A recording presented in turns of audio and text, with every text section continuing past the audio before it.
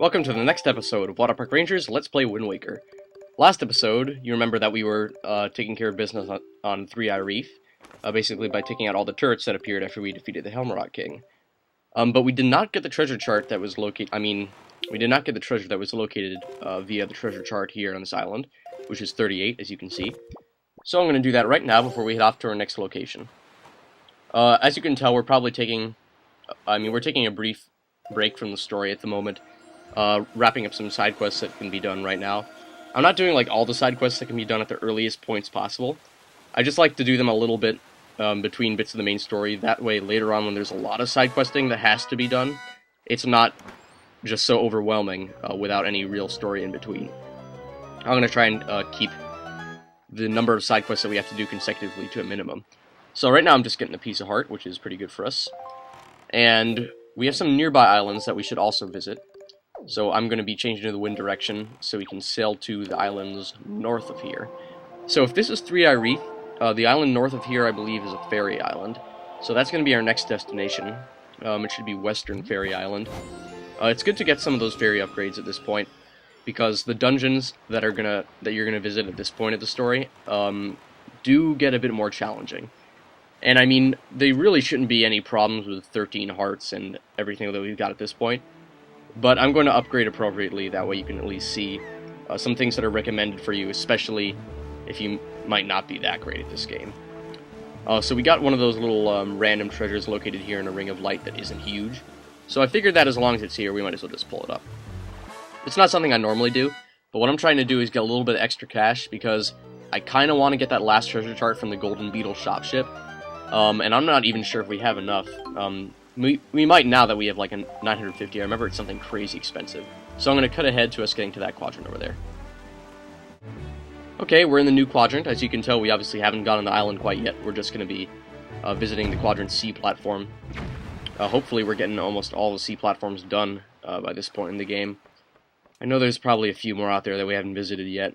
Honestly, they're pretty annoying, just because of how long it takes to climb up the ladders. And there's almost always the same thing up there. A couple pink Pokeblins, sometimes a green one. Yep, 2 pink ones, 2 green ones. So as usual, we want to use our bombs so we can get the extra treasure that's located up here. Oh yeah, also I've been hearing some earlier recordings, and sometimes I know that I sound a bit more enthusiastic than others. Typically that's because I'm excited about what's going on, but not always. Sometimes it's because I'm under the weather, which I'm kind of feeling right now. Translation, I kind of have a cold. But anyway, we got the pretty bad spoil from this one, and we're gonna get down out of it, since I don't think there's anything else here that we can get. Nope. Alright, might as well visit the island. We don't want to talk to you. It's always so annoying when you're trying to get back into your ship and accidentally you end up talking to them. There are few things as aggravating as that in this game. Alright, I've cut ahead to finding fishermen, that way you didn't have to see us wander around all that time it took to find him. It did take a while. So now we finally fed him. Now he'll be able to tell us that this is Western Fairy Island. I mean, I already know that, but it'll be helpful for when we do have to eventually come back here and pull up the treasure. It's kind of annoying having to visit islands twice just to do that, but it'll get done. Yeah, alright, let's just get onto the island already. Oh great, the wind's against us. That just makes it ever so slightly more annoying to get back. It's an interesting strategy you can use to go kind of sail against the wind a little bit faster, is by going back and forth. Because the wind physics in this game are really pretty interesting, the things you can do with them. Is there anything special in that mailbox? Before we open it, let's take care of the blue choo-choo. I know there's a blue choo-choo here.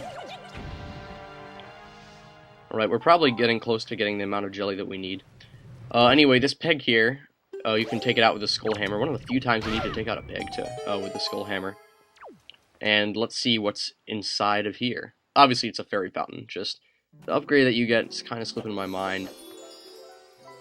Oh, well, what could it be? I think we already have both bomb upgrades.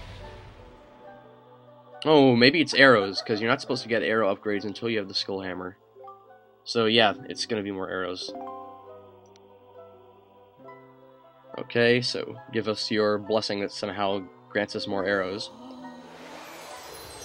I think you get like a different looking quiver Not that you could see what the original quiver looked like, but the new one has, like, silver stuff on it, and I think the 99 one has gold, and it looks pretty cool. So that's the upgrade we get from here, pretty worth it. Of course, the fairy also recharges all your life and magic when you talk to it. But you can't take pictures of them with a DX pictograph because of how they turn into smaller fairies. You actually need to buy those. I'm not sure if I've been over legendary pictographs in this game yet. Maybe I have, maybe I haven't. My memory's kind of foggy. I guess I'll just look at older recordings and then some of the newer ones that will happen eventually. Anyway, we're going to continue North 1 Quadrant from here. Just forget about that pictograph thing for now, because we've got other islands to explore. Okay, we've cut ahead, and there are still explosive barrels that are in islands nearby the Forsaken Fortress, like this one. Even though Ganon's been defeated, those barrels will still be floating around here, so just be careful for that. I'm feeding fishermen so that I can find out actually what kind of reef this is, because I know it's a reef. At this point in the game, we're going to be tackling more of the reefs. Not all of them at once, but it's good to have a few out of the way. We already have 3, and now we're going to have 4 done, so that's nice. Not that our arrow upgrade helps very much, but it does help to have the bomb upgrades for them, actually. The bomb upgrades are very useful for the reefs. Like I promised, I'm going to be cutting ahead through it and putting in, like, an annoying montage instead, so you don't have to watch everything that happens at the reef. We're probably going to be pulling up some of those treasures, so it's going to be kind of awkward when we speed it up. But I hope you'll excuse it, and we'll get back to it once it's over.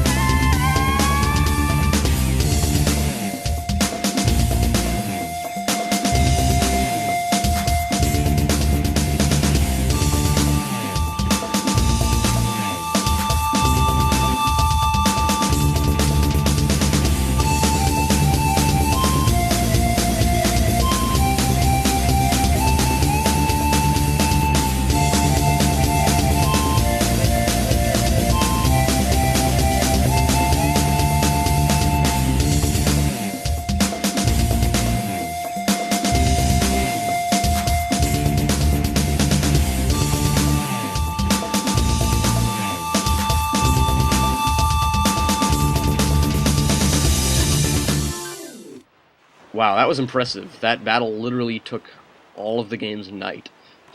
Not that the night is very long. And yeah, there was a lot of failing in it. I know that we got hit by our own bombs way too often, and sometimes got shot at really close range. I'm gonna be honest, I'm a pretty bad shot with a cannon, so I need to get close before I can get a hit. So just get ahead right here. Okay, I got to the highest point. I set the Wind's Requiem so I could get over to— Whoa, no! Are you kidding me? Okay, we're trying this again. Apparently, I was not the highest point. Sorry if the cutting is kind of confusing, but it's just because I've had to walk around the entire thing every time to get back where I need to jump. And I guess I wasn't really where I needed to be right then. Maybe the wind wasn't blowing in the right direction. Either way, I was kind of an idiot. But now we can get over there using our Deku Leaf. Don't land on the slanty thing, as we found out slanty thing is not our friend. And the reward for this reef, just as there is for every reef, I think, is just a treasure chart.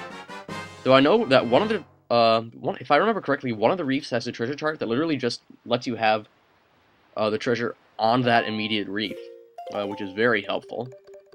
I think it's one of the ones in the middle line, because there are 3 reefs on the middle line of the Great Sea. The one that goes horizontal, not vertical. In other words, the middle row, not the middle column. We'll get there eventually. Right now that we have a lot of rupees, I'm going to go and get that treasure chart like I said I would from the Golden Beetle. So I'm just going to be using the Ballad of Gales to get nearby there, and then I'll set sail to Rockspark, as you can't warp directly to it. You have to go to Great Fisher, some nearby island first. Warping really is very useful. So we're going to be doing that next episode, because we're kind of running low on time here. I mean, we could have it be longer, but I'd rather just have it wait for next episode.